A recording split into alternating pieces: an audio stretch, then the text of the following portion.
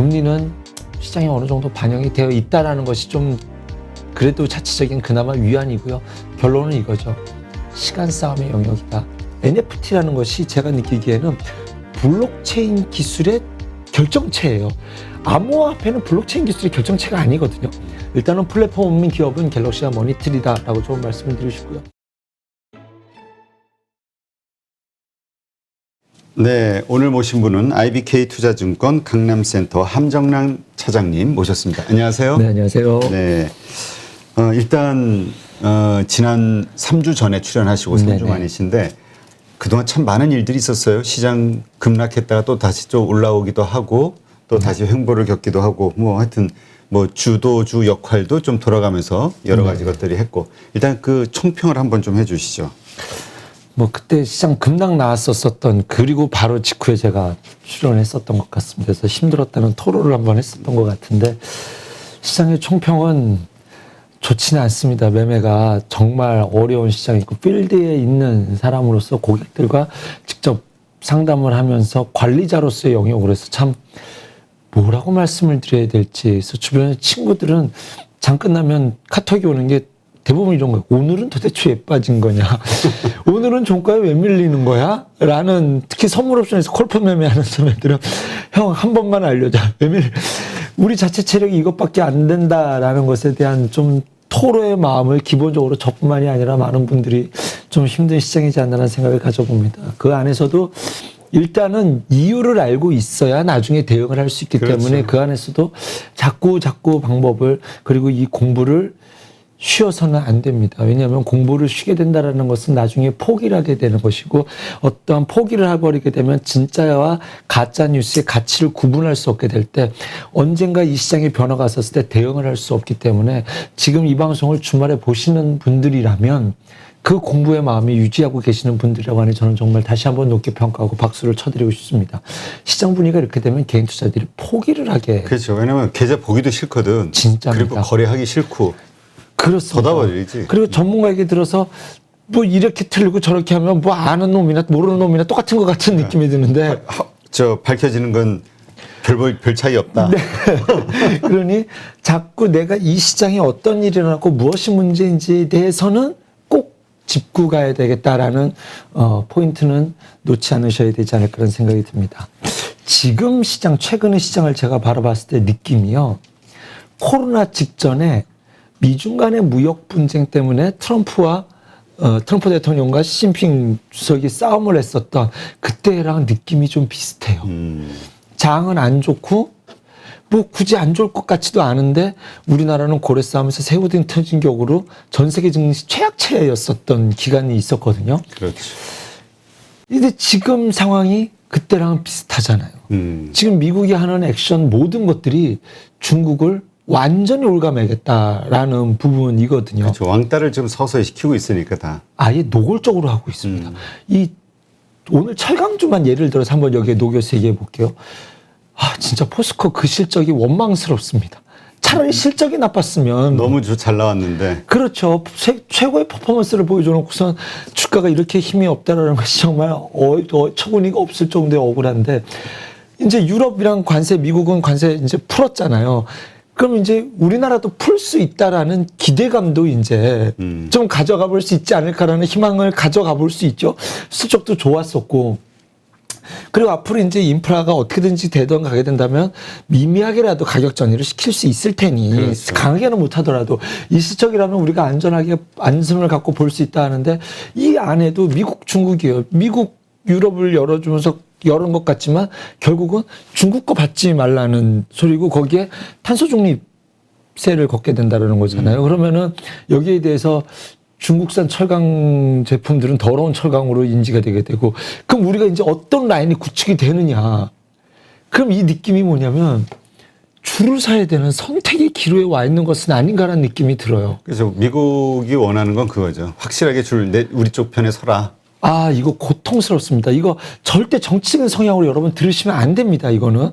그렇지. 그런데 우리나라는 어디에 줄 설 수가 없는 현 시점이에요. 중국에 대한 비중도 굉장히 크거든요, 사실은. 그렇지. 거기 우리는 뭐 33%인가요?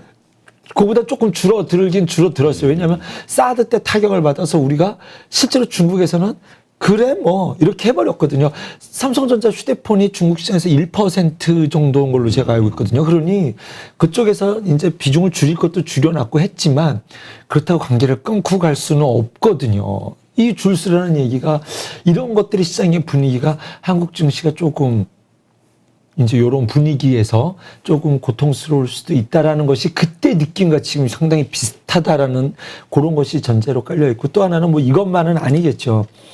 또 하나는 우리나라 금리 올린 거는 저는 처음부터 방송에서는 노골적으로 말씀드리지는 않았지만 치명적 실수라고 저는 생각을 하거든요. 지금 채권 시장이 패닉이라고 그러던데.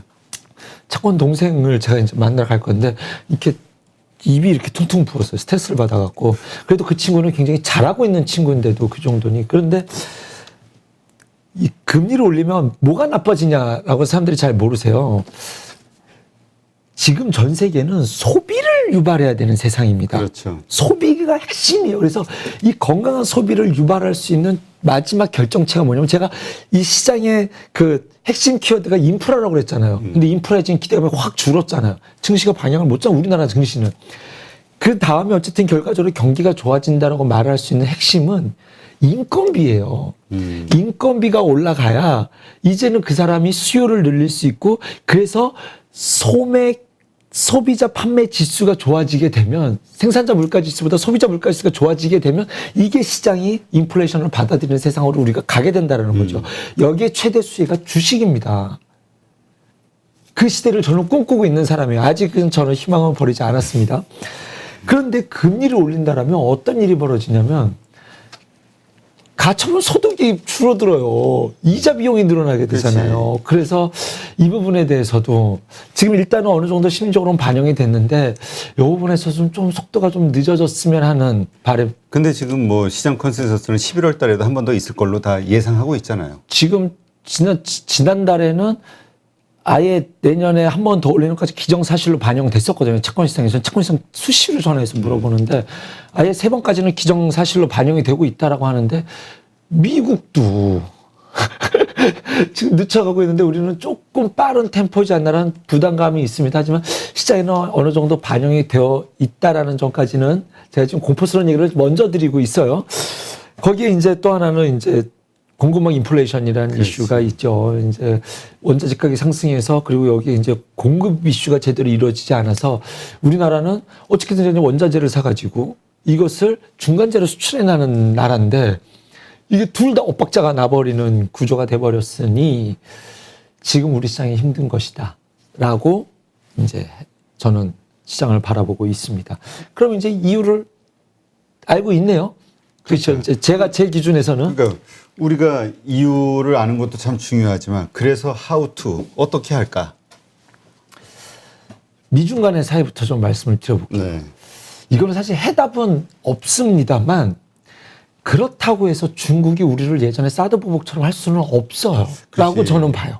그렇게 했다간 우리 확실하게 명분 딱 생겼지. 뭐 미국 쪽에 완전히 달라붙지. 그리고 지금 실제로 우린 피해 다 받을 거 사드 때 받았거든요. 그렇죠. 그 이후에 지금은 우리나라를 못 버리는 거는 자기네들도 피해를 입어요. 예전에 미국이 중국이랑 완벽하게 싸웠다가 갑자기 금리 기조를 바꿨던 게 1월이었어요. 2018년도 1월이었는데 그때 미중 간의 싸움을 통해서 미국이 윈될 줄 알았는데 애플 실적이 박살났거든요. 똑같은 거예요. 이게 싸움이 번지게 확산이 되면 자국 경기에도 피해가 간다는 것 때문에 중국이 함부로 못할 것이다. 그러면은 이제 노골적으로 할 수는 없는 상황이라는 점, 그리고 우리나라는 그 안에서 뭐 내재화라든가 이런 과정을 통해서 조금 더 내실을 구축할 수 있는 좀 이런 기업들을 변모해 나갈 수 있는 이런 분위기 환경이 좀 만들어지고 있다라는 점. 그리고 좀 이따가 후반에 좀 다시 기억에다 말씀드리지만 자동차가 좀 굳건하게 자기의 매력들을 어필을 보여주고 있는 시장의 분위기라는 점을 좀 기대를 갖고 보고 있고요. 공급망 인플레이션이라는 것은 시간이 지나면 반드시 해결이 될 수밖에 없습니다. 그래서 하지만 그 기간이 좀 텀이 길 거라는 예상이 많잖아요. 그래서 사실은 올해 시장은 내년을 추수하기 위해서 올해 시장은 시장에 다시 막 전환해서 추세 전환할 것이다 이런 기대감을 가지신 분은 없잖아요. 그래서 내년의 시장을 좀 지켜보자라는 것으로 인내심을 갖고 시장을 바라본다면 이제는 그 기회를 이제 바라볼 수 있는, 왜냐하면 뭐 1년까지 갈 것 같지는 않다. 그럼 파월 연준의 입술을 빌어 들으면 한 6개월에서 10개월 정도 이렇게 바운더리를 볼 수 있을 것 같아요. 그럼 물가 인상은 그 이유가 될 테니 뭐 어쨌든 이런 관점에서 봤었을 때 한 내년 상반기가 되면 그 이후의 세상에 대한 것들이 주가에는 반영이 되기 시작할 것이다. 그러면 지금이 이제 동트기 전이 가장 어두운 것처럼 지금은 좀 촉을 좀 세워놓고 있어야 되지 않을까. 금리는 시장에 어느 정도 반영이 되어 있다라는 것이 좀 그래도 자체적인 그나마 위안이고요. 조금 속도를 템포를 늦출 수만 있다면 그때는 조금 이제 시장에서 오히려 호재로 반영이 될 수 있지 않을까 생각합니다. 그럼 이제 결론은 이거죠. 시간 싸움의 영역이다. 좀 이렇게 좀 말씀드리고 싶습니다. 예. 하여튼 뭐 우리 뭐라 그러죠? 동트기 바로 직전이 가장 어둡다. 뭐 이런 얘기가 있잖아요. 네네. 지금 시장을 보면 너무나 힘들어서 다들 뭐 토 나올 정도다. 뭐 우리 그때 함 차장님도 그런 말씀하셨지만 그리고 너무 재미가 없다. 전문가들도 그러거든요. 펀드 매니저들도 물렸다고 그러고 이러한 상황. 이게 이제 우리가 조금만 인내하면 된다. 이렇게 이제 정리를 좀 하면 될 것 같고. 자, 그럼 일단 다음 주 우리 시장은 어떻게 흘러갈 것이냐. 옵션 만기일이 있긴 하죠. 네네. 근데 참 이렇게 뭐 오늘도 지수는 별 차이가 없었지만 뭐 200 종목이 이상이 하락했다면서요. 그러니까 이게 대부분의 이 주식을 들고 있는 분들은 계속 마이너스에 빠지는 거죠. 재미가 없고. 다음 주는 어떨까요? 지금 시장이 이렇게 좋습니다라고 말씀드리기가 부담스럽습니다. 그리고 지금 지수를 차트로만 대응해서 보면 답이 없는 자리거든요. 차트는 지금 상당히 안 좋죠. 네, 굉장히 좋지 않은 자리예요. 코스피 같은 경우는 특히 그렇습니다. 그래서 코스닥은 오히려 좀 그나마 위안을 가져갈 수 있고 종목별 장세는 만들어질 수 있는데 코스피 같은 경우는 거의 외국인의 농락이잖아요. 하루 이틀 올라가서 이제는 되나 싶으면은 아닌데? 하고 팔아버리고 그러면 오늘은 좀 나을까 싶으면 또 오늘 같은 기간은 무슨 억하심정이 있는지 굳이 이런 장에서 금요일이라는 이유로 4,400억이나 때렸어야 되는지 좀 답답하기도 하고 어쨌든 이런 모든 것들이 좀 시간이 필요한 관점입니다. 저는 옵션 만기일 자체적으로는 뭐 크게 이걸로 이슈로서는 보고 있지는 않습니다. 근데 뭐 그냥 이제는 어떤 이런 변수보다는 그냥 작은 뉴스들에 오히려 좀 반응하는 뭐 그런 시장이 되지 않을까 생각됩니다. 오늘 이제 국민의힘 최종 후보자가 결정이 됐습니다. 그러면 앞으로는 이제 막연하게 아마 정책 관련주들의 움직일 요동을 칠 테마 시장이 올 수 있다라는 것 그리고 다음 주에 뭐 바이오 면역암 학회가 있어요. 그럼 그것과 관련해서 거기 좀 뉴스가 만약에 깜짝 뭐 이런 뉴스가 나와준다라고 한다면 바이오주 안에서 뭐 이렇게 좀 움직이는 이런 뭐 테마들이 만들어질 수 있지 않을까 해서 시장의 큰 틀은 뭐 중소형주 테마 장세 지금 시장에서 그걸 보여주고 있잖아요. 코스닥이 코스피 대비 월등히 우위에 있는 시장이니까 당분간은 이 분위기가 좀 유지될 것이다. 코스피 대형주는 인내를 갖고 지켜보자라고 다시 한번 결론 드려야겠네요. 네. 그러니까 하여튼 개인들이 많이 가지고 있는 우량주, 수출주, 대형주 정말 1년 내내 고생을 시키는데 이게 조금 더 길어질 수 있다. 이렇게 이제 보는 게 저는 한 올해까지는 보고 있어요. 12월에 또 대주주 뭐 이것 때문에 안 될 거고 그러면은 내년 되면은 이 주식 지수가요. 예전에 뭐 이런 통계도 있어요. 홀짝홀짝이거든요. 한 해 빠지면 그 다음에 오르고 한 해 오르면 그 다음에 빠져요. 그럼 올해 1년 내내 빠졌으니까 다음에는 올라간다라는 것을 전망하는 것이 오히려 지극히 정상적인 거다라고 저는 우리 기우제 같긴 하지만 네. 예. 자 요즘 정말 뭐 시장 예측한다는 게 참 어려워요. 네. 어렵긴 한데 하여튼 그래도 뭐 우리가 뭔가 자꾸 기준을 자꾸 세워보고 그걸 바탕으로 뭔가 상상의 나래를 펴야 되니까 네네. 지금 이제 주도주가 무엇이냐에 대한 논란이 있잖아요. 네네네. 사실 지난주까지만 해도 2차 전지 소재주가 쭉 주도주 역할을 하다가 부러진 거 아니야? 뭐 이랬다가 이번에 또 다시 가가지고 또 사람들이 또 당황스럽고 또 메타버스도 그렇고요. 네네. 지금 메타버스라든가 NFT 관련된 주식들 이게 좀 더 오를 거라고 보세요? 꼭지라고 보는 분들도 있어가지고. 어떤 종목이냐에 따라서 저는 다르다고 봅니다. 위메이드는 뭐 이미 접근할 수가 어려운 상황이고요. 이 시장에 대한 이해가 필요하다라고 저는 이제 대전제로 말씀드리고 싶어요. NFT 거래해 보셨나요? 아니요, 안 해봤어요. 안 해보셨죠? 저는 NFT 저도 안 해봤거든요. 근데 이 거래를 실제로 하는 영상을 한 두세 개를 제가 찾아서 봤었어요. 그래서 어떤 그 경매 물건 이런 거 이제 그 예술품 요거를 받는 이런 거를 어떻게든지 제가 한번 좀 간접 경험이라도 해보기 위해서 이해를 해야 되니까 이것을 우리가 완전히 이해해서 상용화될 때는 늦습니다. 이 메타버스, 게임, NFT, 엔터가 하나로 뭉쳐버려요. 그래서 이것이 굉장히 납득하고 이게 이해가 안 되는데 뭐부터 설명을 드릴지 모르겠죠. 어쨌든 엔터주, 게임주, 메타버스 관련주 여기가 끝은 저는 아니라고 생각을 하기 때문에 기회가 있었을 때는 위메이드는 저때까지 올라갔었으니 여기서도 더 갑니다. 이거는 뭐 말을 해도 저도 그렇게 생각하지는 않고 간다 하더라도 여기서 접근하기는 어려운 상황이지만 그 외의 종목들은 저는 여전히 기회만 오면 잡는 관점으로 가야 되지 않을까라는 생각이 듭니다. 그 NFT라는 것이 제가 느끼기에는 블록체인 기술의 결정체예요. 암호화폐는 블록체인 기술이 결정체가 아니거든요. 암호화폐는 도구인데 NFT는 그걸로 결정체가 되는 거예요. 블록체인 기술이라는 것이 그 거래 자체만으로 어느 누구도 뭐 위조 불가능한 그 거래 증명이 되는 거잖아요. 우리가 현금으로 부동산 사면 등기를 쳐야 되는데 이거는 이 NFT로 거래를 하는 순간 나의 소유라는 것이 아예 확정적으로 결정이 되어지는 그런 보증을 하게 되는 거라 그래서 예술품 시장에서 이쪽이 핫하게 된 거고 지금 위메이드가 게임으로 이걸 할 수 있는 거를 보여줬어요. 다음 게임사들이 이걸 안 할까요? 다 보고 따라 할 수 있겠죠.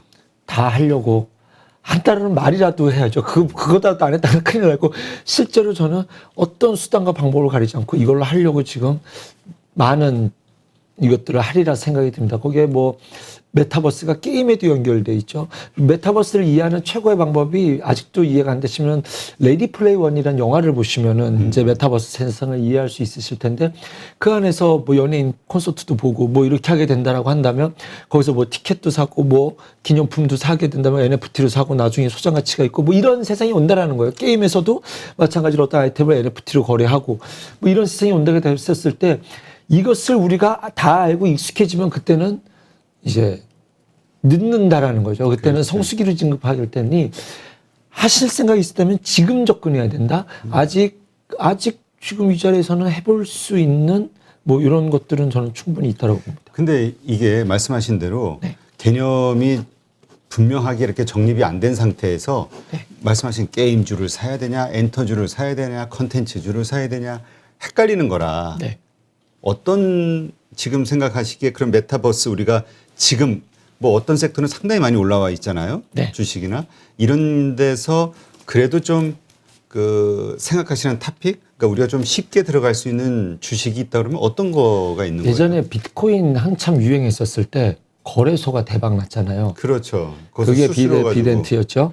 이 거래소가 지금 갤럭시아 머니트리라는 종목입니다. 그래서 그 자회사는 갤럭시아 메타버스라는 기업이 있어서 이 기업을 통해서 이 기업이 효성그룹 계열사예요. 효성그룹 자회사이기 때문에 뭐 효성그룹과 관련된 사업도 이제 이런 전산과 관련된 일을 이 회사가 다 맡아서 할 수 있을 것뿐만 아니라 NFT와 관련된 플랫폼 사업을 이 회사가 이제 론칭을 했기 때문에 일단은 이 안에서 굉장히 핫한 일들이 일어날 수 있을 것이다라는 기대감을 가져갈 수 있죠. 그래서 조정 시에는 좀 담아볼 수 있을 만한 종목이다라고 해서 과거에 블록체인이 처음에 유행했었을 때 막연했지만 비덴트가 굉장히 큰 폭의 상승을 보여주었던 것처럼 일단은 플랫폼 기업은 갤럭시아 머니트리다라고 좀 말씀을 드리고 싶고요.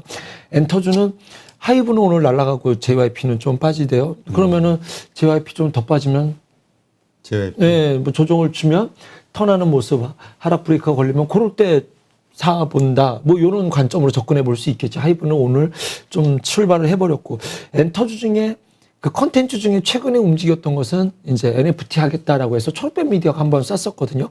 그리고 올라갈 때는 아이고 놓쳤네 하다가 조정 주면 이 별거 아니네 그렇게 느껴지잖아요. 사람이라는 그렇지. 게. 그럼 조정 시 매수를 한다면 지금 조정 중에 JYP라는 저는 초록빛 미디어라고 생각이 들고 게임주 중에서는 뭐 이거는 제가 종목을 말씀드릴 수 있는 게 제가 타 방송에서도 이 종목들을 제가 꾸준히 말씀을 드렸었기 때문에 컴투스가 저 되게 의심스러워요. 컴투스 최근에 좀 빠졌었죠. 네, 조금 한번 꾸준히 차트 올라다가 한번 봐보죠. 컴투스 차트 한번 볼까요? 이 회사가 꾸준히 좋다가 지금 한 이틀 쉬는 뭐 요런 모습이죠. 네. 근데 이제 위메이드 가니까 나도 따라간다 뭐 요런 모양인데 이 회사가 그 미국의 블록체인 관련된 기업을 하나 인수를 했어요. 그래갖고 메이저리그 스타랑 이쪽 지적재산권을 갖고 있어서 블록체인 하는 회사에다 지분 투자를 했거든요. 근데 FI 그 재무 투자가 아니라 전략적 투자에 SI로 들어간 거예요. 그럼 이 회사와 무언가를 하고 싶다라는 거잖아요. 컴투스 하면 서머너저를 대표적으로 아시지만 저는 서머너저 게임을 어떻게 하는지 모르거든요. 컴투스 야구는 해본 적이 있어요. 아, 저도 컴투스 야구를 해봤어요. 야구는 그죠? 모바일로. 그러면은 야구 경험이 있잖아요. 근데 메이저리그 선수들에 대한 블록체인 지적 재산권을 갖고 있는 회사랑 전략적으로 무언가를 하겠다라는 것은 여기에 NFT 사업을 통해서 무언가를 메이킹하고 싶은 의지가 강하게 포함되었다라고 해석하는 것이 정상적이다라고 저는 보는 거죠. 에이, 그렇게 말만 하고 나중에 안 되는 거, 안 될 수도 있지만 정황적으로 봤었을 때 이거를 아니야, 컴투스는 안 할 거야 라고 말하는 게 더 이상하다라고 저는 판단하는 겁니다. 그래서 뭐 이것이 나중에 제2의 이메이트다 뭐 이렇게 말씀드리기는 어렵겠지만 이 아직 가보지 않은 NFT와 블록체인 기술 또한 게임에 접목이 됐었을 때 또 야구로 메타버스 할 수도 있는 거 아닐까요? 얼마나 재밌을지 정말 벌써 기대가 되는데 이거 안경 쓰고 공 날아오는 거 보면서 치면 뭐 상상해보니까 재밌겠네요. 뭐 이거는 상당히 먼 미래 얘기지만 그런 매우 의심을 갖고 지켜본 종목 중에 하나가 이제 컴투스라고 보시면 될 것 같습니다. 네. 이거 뭐 컴투스 대표한테 한번 전화를 한번 해봐야 되나? 아니, 1년 전쯤인가? 1년 전쯤이죠, 거의. 그때 위메이드 대표가 이렇게 바뀔 때 우리 그 인터뷰 요청이 IR 팀에서 들어왔었거든. 그때 회사가 뭔가 변화를 하는 그런 시점이었던 건데 그때 IR을 만약 우리 방송에서 그걸 다뤘었다면 좀 정보를 미리 알 수 있었을까? 그러니까 이런 어떤 회사 이런 변화를 대해서 그런 생각도 얼핏 하더라고. 그죠? 우리 같이 PD들하고. 저는 그때 들었으면 무슨 말인지 못 알아듣을 거예요. 그때 맞아요. 지금이야 주가가 올랐으니까 와 그런 대단을 했구나 하는 것이 그때는 들었으면 아마 이상한 일을 하려고 하네. 여기서 사기치려고 하는 거 아니야? 그런 그렇지. 아마 느낌이었을지도. 그때는 또 이럴 수도 있을 거야. 네. 비트코인? 아니 암호화폐를 여기다가 그렇죠. 접목해 이거 사기를 치려고 그러나 뭐 이런 생각을 했을 수도 있어. 왜냐하면 가상화폐에 대해서는 우리가 되게 그때 불안정스럽게 봤었으니까. 네. 예. 그래서 NFT 시장은 우리가 완전히 모든 사람들이 NFT를 해야 되게 중요하다라는 걸 다 알게 되는 순간은 늦을 수 있다. 중장 지금 이제 긴가민가 네, 이럴 때가 오히려 투자의 적기다. 이렇게 볼 수 있다. 네. 이렇게 생각하면 되겠네요. 네.